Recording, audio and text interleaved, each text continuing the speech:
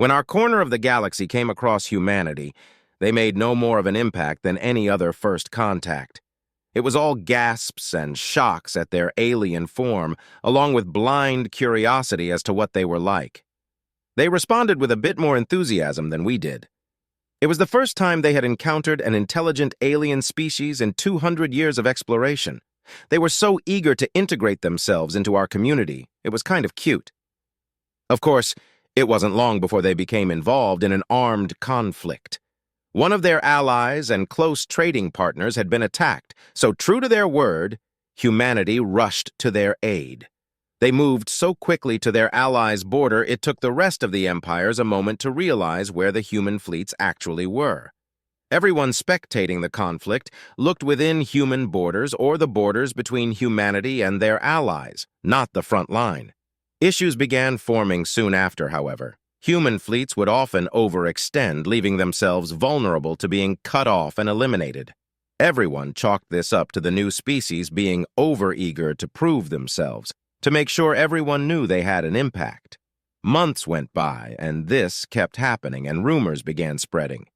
Humanity was getting annoyed with its allies. Often, the admirals and generals would end up in shouting matches with their non-human peers about not following up on the plans laid before them, or so the rumors went. The rumors weren't helped by the media. The war journalists liked to say that humanity would move too quickly for either their allies or enemies to react. They were a goldmine of headlines.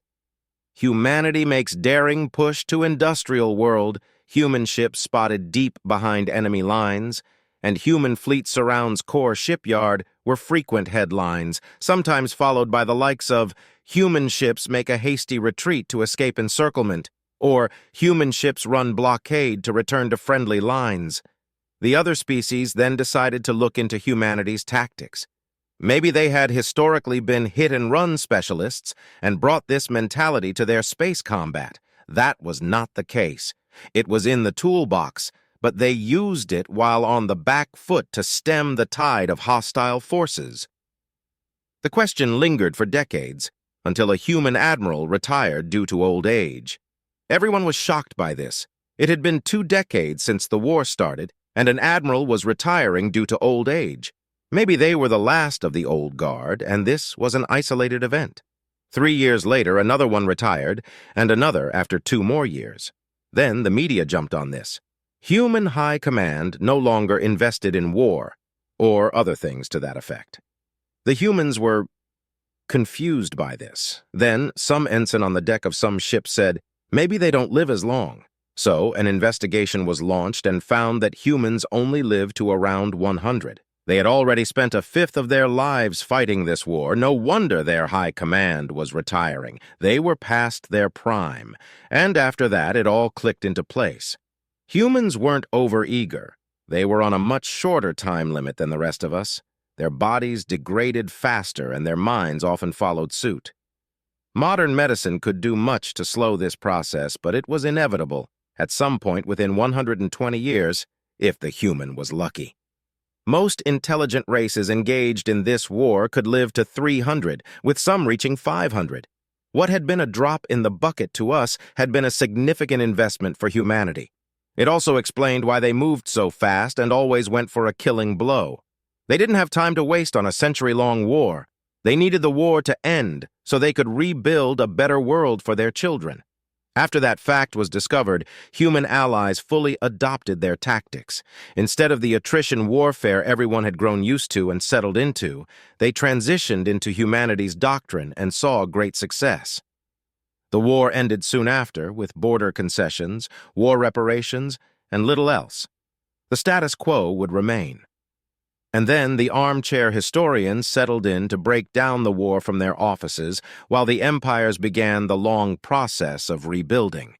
Humanity did the same, but found themselves done far before anyone else, and soon enough, a new generation had stepped in to replace the old. It was then we experienced what humanity's short lifespan meant in its entirety. A sudden spike in militaristic rhetoric surged through human systems, and they began building more and more ships while the empires of old kept rebuilding from the last war. No one was quite sure if humanity was going to declare war or simply came to the conclusion that they were under-equipped to handle themselves in war. We would never find out because about a decade later, a new rhetoric of economic stability came to the forefront, and they began developing trade routes and expanding their economic sector. Decade after decade, humanity's goal changed, making the other races uncomfortable. The venerable of each species had lost track of the number of things humans did. New governments came and went time and time again, so much so it was difficult for schools to explain just what humanity was on a social level. Were they warmongers? A bastion of peace? Great traders? It changed too often for humanity to develop a reputation in the community, and then their ships. They moved so fast. The engines on those things were like nothing any species had seen before. It seemed to everyone but the humans that their ships were designed around speed, and to hear the humans call their ships slow was baffling. Time and time again they would surprise with the sheer speed at which they did things. Humans would fall in love so quickly and then fall out before the decade was out. And in that time, they would have 2 kids, buy a house, and get married. It became a joke that you could predict your own future by looking at a day in the life of a human. All of this because they lived such short lives. It has been 300 years since humanity had joined the rest of us. In those 300 years, they have gone through 7 once-in-a-lifetime recessions, 8 economic booms, 4 periods of intense militarization, and 2 demilitarizations. Along with 9 wars, 3 of which they started, the other 6 are still going on today. The story of humanity promises to be exciting and long. The Long War, Log 1, UNS Diamond, 3rd Fleet. I rushed to the bridge of the UNS Diamond, the flagship of the 3rd Fleet, from the comms array. A small skirmish had damaged our receivers, and I was tasked with getting them back online before returning to my post. Scrambling on the bridge, I saw my peers marching from place to place in organized chaos, the Admiral still in her chair, overseeing the mess before her. "Welcome back, ETO." Her voice could somehow always be heard, no matter how many voices were speaking on her bridge. "I assume our communications are up and running again?" She didn't get up. Instead, I moved in front of her. The Admiral was an intense woman. Dark brown eyes seemed to pierce your soul whenever you spoke to her, and her matching hair was cut short. A small scar could be found on her lip, which few knew the origin of. She got hit in the face by a rock when she was a child after a car kicked it up. She was rather slender, especially so for an officer aboard a vessel. "Yes, ma'am, we have new orders," I quickly replied. Aki, the Admiral, brought up her console to look over the new orders, her brow furrowed slightly before she relaxed. "To your station, Parker. All hands prepare for combat jump." She didn't need to explain. We all already knew we were targeting a repair yard deep behind enemy lines. We were just waiting for the green light. Though something was on Aki's mind, something on those orders, and the entire bridge knew it. The Xylon repair yard and anchorage of Fibaldi was the primary repair yard for an area spanning several hundred light years. All their fleets would return here for repairs, and if this was taken out, we could extend the time their damaged ships were out of action by several months. After hitting this, we were to move on to a shipyard and industrial world, which is where we would meet up with our Gazrasi allies, push into Xylan core worlds, and bring this war to a close. Hopefully, those same Gazrasi allies should be eliminating quick response fleets and minor star bases as we push in, making sure our flanks are secure and we can push on without obstacle. 3 hours went by and the jump was complete, the scene of a very picturesque trinary star system before us. The view from the Diamond was a little obscured by the screens and cruisers in front of us. We didn't have a chance to admire the scenery. The station's automatic defenses had picked us up almost instantly and began unleashing a bevy of weapons. Kinetic, missile, energy, lasers. Literally, anything you can think of was heading our way. The screening ships intercepted many of the slower munitions, and the fleet's shields made sure any of the faster ones wouldn't harm us. The station also deployed its fighter wings, which made steady progress towards us, despite the fact it was a suicide run. The fleet moved in, our carriers deploying their own fighters to intercept the approaching hostiles, while many of the battleships charged their spinal mounts. With a station as large as this, you had to take it apart bit by bit. Knock off module after module until you get to the core and destroy that. So that's what we did. Each battleship fired its spinal mount one by one, aiming to tear the thing apart with surgical precision. The battle lasted 5 hours. 5 hours of reds, oranges, and blues filled the void until all that was left of the station was a burning hulk. We moved on, feeling confident that our flanks were secure and our allies were on their way. When we got to the next target, we saw no friendly presence. No Gazrasi ships there to greet us. But maybe we were just a little ahead of schedule. So we waited on the system's outskirts, fending off bombing runs from fighters and the odd torpedo run from a group of corvettes. Hours went by, and nothing. We sent a message to our allies, or at least where they should be. The Gazrasi were experts in cloaking technology. Perhaps they just forgot to announce their presence to us. Nothing. So Aki ordered me to check the comms array again. It was fine. We can't stay here forever. She said upon learning that we were alone. The unasked question was clear. Do we take on a planet with all of its defenses and a station alone, or do we retreat and possibly leave our allies dead in the water? The predominant attitude on the bridge and the rest of the fleet was that we should engage. So we did. We moved in, ripping the station apart with a flurry of torpedo runs from our light vessels while our carriers occupied the planetary defenses. Once the station was dealt with, our cruisers and battleships moved in to eliminate the remaining defenses before beginning the bombing campaign. It would take us 2 weeks to damage the planet's infrastructure enough to render its production lines inoperable. Still no Gazrasi ships. It was after the bombing was complete that we learned that not only were we cut off, but that the Gazrasi had yet to complete their first objective.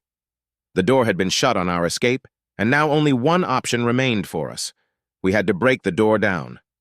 Admiral Aki took stock of the fleet, what damage we had, the ammo we had remaining, and then decided on a plan. We move in 2 days. Let our crews get some rest, enjoy a good meal, and then we make a break for friendly lines. She was on a call with the rest of the fleet, explaining her plan, taking suggestions, and altering details. But the idea remained. 2 days, and then we move. And we did. We made several mad jumps from system to system, waiting for the blockade. We came across the ships forming the blockade. They were still slowly moving into proper formation. It was like they had expected us to wait a bit longer before we made the move to escape. Aki was not going to let this opportunity go. "Punch a hole!" she ordered. Every single ship then put its thrusters on maximum and pointed at a small area of the enemy line. Every single gun the fleet possessed opened fire. The Xylan responded in kind. In the dash, we lost a battleship, 3 heavy cruisers, 5 light cruisers, and who knows how many screening ships. But the fleet made it out. Aboard the GIS Githrinki GIS Homeland in English, Admiral Anderson was not happy. He marched his way to the conference room, rage painted on his face as clear as a midsummer's day. When he entered the room, his eyes instantly fell on his counterpart for the Gazrasi, one High Admiral Jilthx. Anderson didn't wait to be introduced, greeted, or anything. "What kind of navy are you running, Admiral?" he asked, approaching the table where representatives of all the allies were gathered. "The plan was a quick push into the Xylan's core worlds, yet your forces were nowhere to be found," Anderson continued, driving his point home. Jilthx was initially taken back by his counterpart's rage. The Gazrasi were a tall race with pale, milky skin and elongated limbs. They kind of looked like the old urban legend of Slender Man, the biggest difference being their elongated heads that housed giant purple eyes, though they kept the legend's trait of not having hair. "What do you mean, Admiral?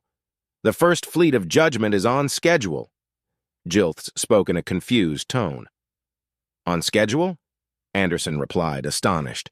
"The Third Fleet already pushed to the industrial world we marked as the rendezvous point and had to run a blockade.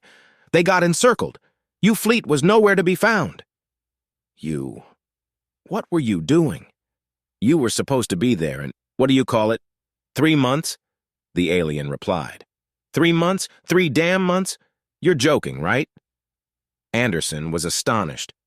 "The plan was meant for a sustained, fast-moving push, and you expected us to be there in 3 months?"